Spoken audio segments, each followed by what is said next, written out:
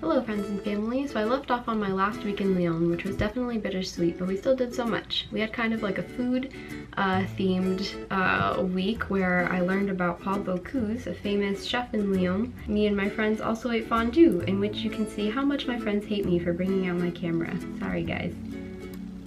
Lyon also has a history in the silk industry, and there are still families today who are carrying on this generations-old tradition of making silk, so I got to visit one of these workshops and see the machines and the fabrics.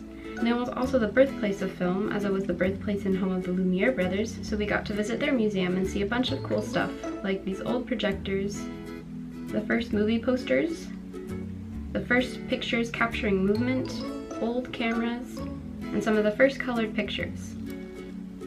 One of the most moving things we saw was the museum about the resistance to the Nazis, which was led in Lyon during World War II. They had a bunch of really interesting documents and artifacts to look at, including rooms that represented the darkness during a bomb threat and during curfew, and an apartment furnished like how it might have been during the times.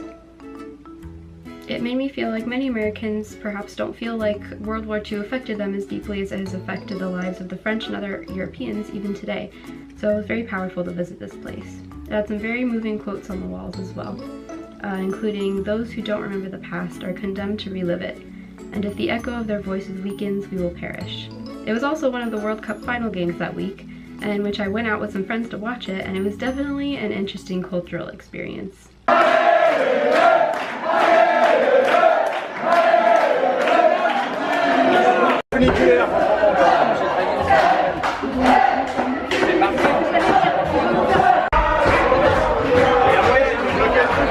This wasn't even the World Cup game, and it was that crazy. But finally, the last day came, meaning my time in Lyon was almost over. I spent my morning watching the last sunrise, and also spending the time seeing the university for the last time. The last day was really fun at school because we got to see everybody's class projects, but I was sad because I was going to miss our group dinner that night because I was getting on a train to meet my sister Christina in Paris.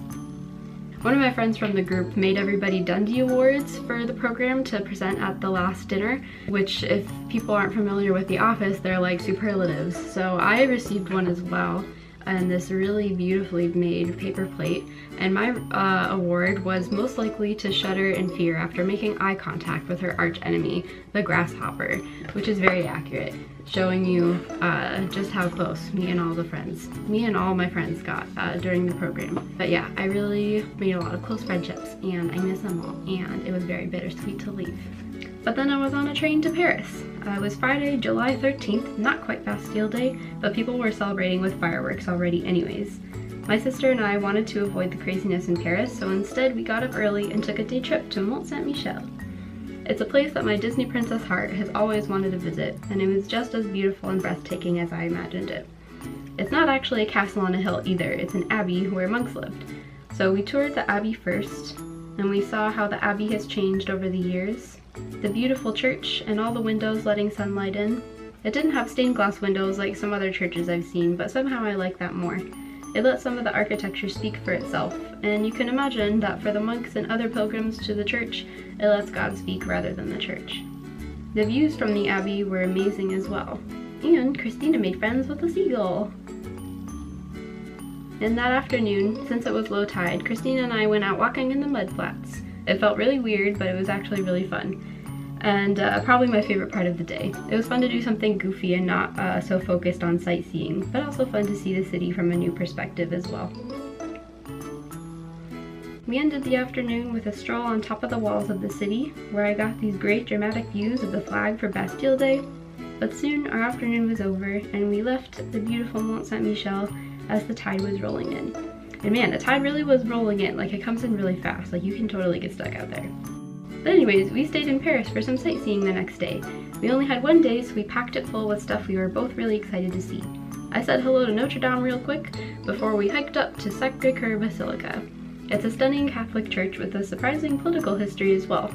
Apparently it was built to make up for France's defeat in the Franco-Prussian War, and it was made to commemorate the beginning of the Third Republic. And today it's more of a symbol for the Montmartre neighborhood, a sector of the city known for its bohemians and artists. In the spirit of Montmartre, we also visited the Moulin Rouge, the setting of one of our favorite movies, in the Place du Tertre, a square popular with the old bohemians and now popular with tourists and artists wanting to sell their work. Overall, it was an incredibly insane day, and nobody can visit Paris in a single day.